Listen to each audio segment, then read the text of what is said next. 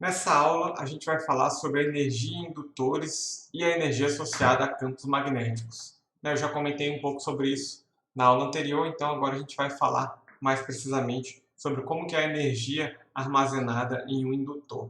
Então, para eu fazer a corrente começar a circular em um circuito, eu preciso gastar uma certa quantidade de energia, que é uma quantidade fixa, tá? Para dar início à corrente, vai depender da indutância do circuito. Tá? Não é uma energia associada à dissipação de calor quando a corrente já está circulando no circuito. É uma energia inicial para eu conseguir fazer que alguma corrente consiga circular no meu sistema. Né? Por quê? Porque vai ter um trabalho realizado contra a fonte. Esse trabalho realizado é devido à força eletromotriz no indutor que tenta impedir a variação da corrente de zero para um valor qualquer I. Tá? Então, o indutor é o componente projetado para ter essa alta indutância para fazer essa resistência à variação de corrente. Então, o indutor ele vai armazenar energia quando você tem uma corrente fluindo no sistema, né? Ele vai criar um campo magnético e armazenar energia, e ele devolve essa energia do circuito que ele armazenou, ele devolve essa energia quando a corrente tende a diminuir, e ele força a corrente a voltar a circular. Então vamos calcular essa energia. O que a gente vai fazer aqui é calcular essa energia e associar essa energia ao campo magnético criado no indutor. Então, se eu pegar um circuito com uma corrente que varia, aqui está um símbolo de corrente alternada, mas não confundam corrente variável com corrente alternada. Tá? Aqui pode ser simplesmente uma corrente que vai aumentando, tá? Até um valor máximo, por exemplo. Né? Eu peguei a corrente variável porque eu peguei a tensão que estava em zero na minha fonte e fui girando até, sei lá, 10 volts. Tá? Então, eu tenho o trabalho realizado contra a fonte, né, pelo indutor vai ser menos a força eletromotriz da corrente. Né? Lembrando que a tensão no indutor tem esse formato aqui, L, D, I, dt. Então, se a corrente aumenta, a tensão é positiva e vai aumentando. Então, eu posso escrever, né, potência, né, isso aqui é nada mais que potência é igual a tensão vezes corrente, né, substituindo a tensão por essa tensão no indutor, eu tenho essa expressão aqui. E aí, para eu calcular a energia, né, basta eu integrar a potência no tempo. Então, eu vou integrar em dt desse lado aqui, isso vai me dar energia. Né? Então, a integral desse lado vai dar o U, a energia potencial. E desse lado, quando eu integrar em dt, eu vou ter um di dt, que vai ser simplesmente um diferencial de corrente. Tá? Então, eu vou integrar de zero até uma corrente I, essa expressão I vezes L di dt, que é o di. Então, integrando até uma corrente I, eu vou ter que a energia armazenada no indutor vai ser 1 meio de L vezes I ao quadrado. Tá? Essa energia potencial armazenada no indutor quando o circuito, né, ou no instante em que a corrente no circuito alcançou um valor I. Tá? Não depende de quanto tempo demorou, tanto faz se foi rápido ou devagar. Tá? A energia armazenada no indutor vai ser a mesma. Né? Você pega a corrente naquele instante, então você sabe quanto que é a energia no indutor naquele instante. Então, se a corrente começa a diminuir de novo, né? O indutor passa a devolver essa energia armazenada para o circuito. Então, ele armazena quando a corrente tenta aumentar e devolve quando a corrente tenta diminuir. Tá? Então, por simplicidade, vamos considerar o caso do solenoide infinito, né?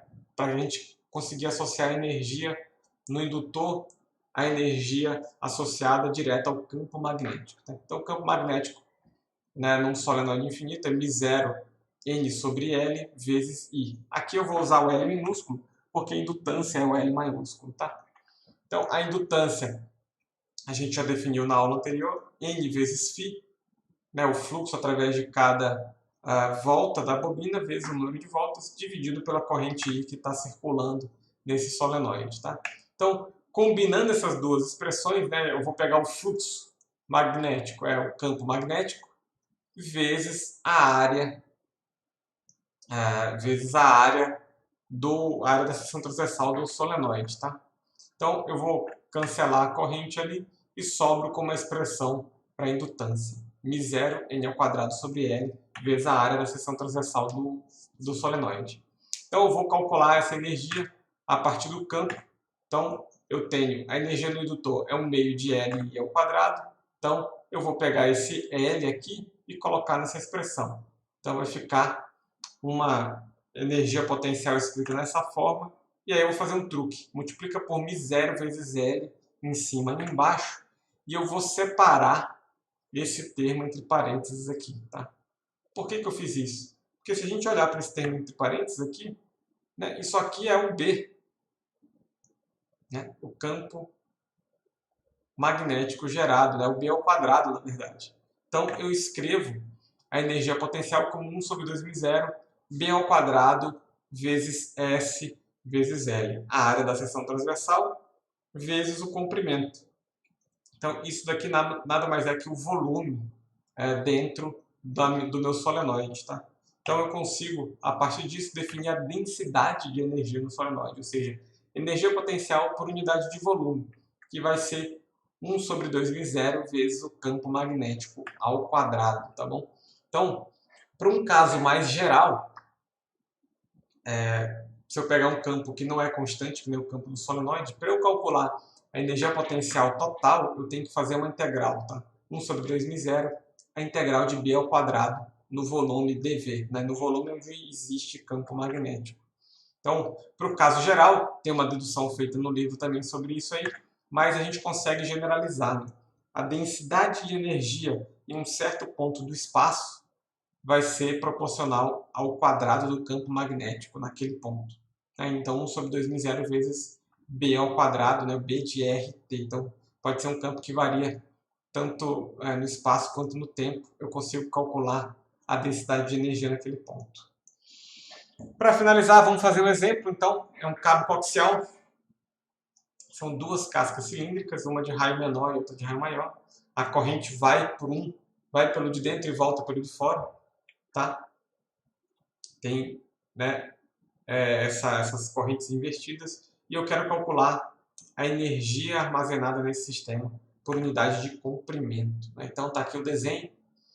É um raio A e raio B. A corrente vai na casca de um e volta pela casca do outro. Tá bom?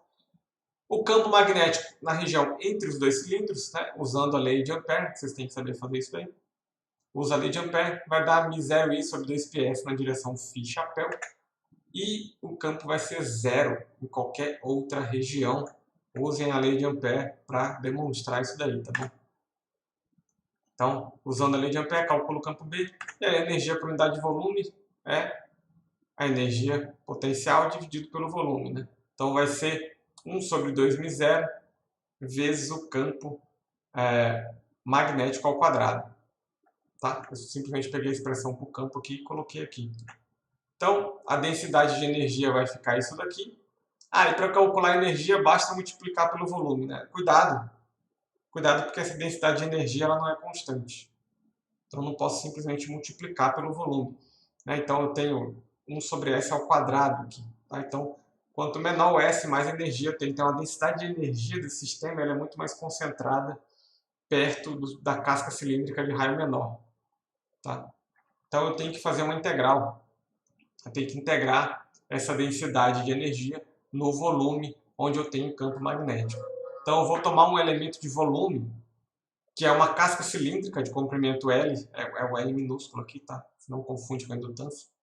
Uma casca cilíndrica de comprimento L, raio S, e aí eu vou botar uma espessura ds nessa casca cilíndrica. Né? Esse vai ser o meu elemento de volume para fazer essa integral. Então, é um elemento de volume que já explora a simetria do problema. Então, está aqui o meu diferencial de volume dV. 2πs, né, que é o perímetro, vezes L, o comprimento do cilindro, e aí a espessura infinitesimal ds aqui. Tá? Então, du é igual a uzinho dV. Basta eu integrar isso daí no volume. Tirando tudo que é constante para fora da integral, sobra com uma integral de ds sobre S. Então, vai dar a energia por unidade de comprimento é μ0i ao quadrado sobre 4π ln de B sobre A. Tá bom? E isso aqui dá para a gente uma forma de calcular a indutância desse sistema. Né? Por quê? Porque eu sei a energia em função da indutância e eu sei a energia que eu calculei. Então, se eu comparar esses dois resultados, eu tiro que a indutância do meu sistema é dada por essa expressão.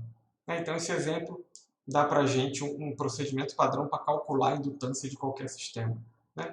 Usa a lei de Ampère, calcula o campo magnético, calcula a densidade de energia em função do campo magnético, integra no volume para calcular a energia total e aí compara com essa expressão aqui, 1 meio de L ao quadrado.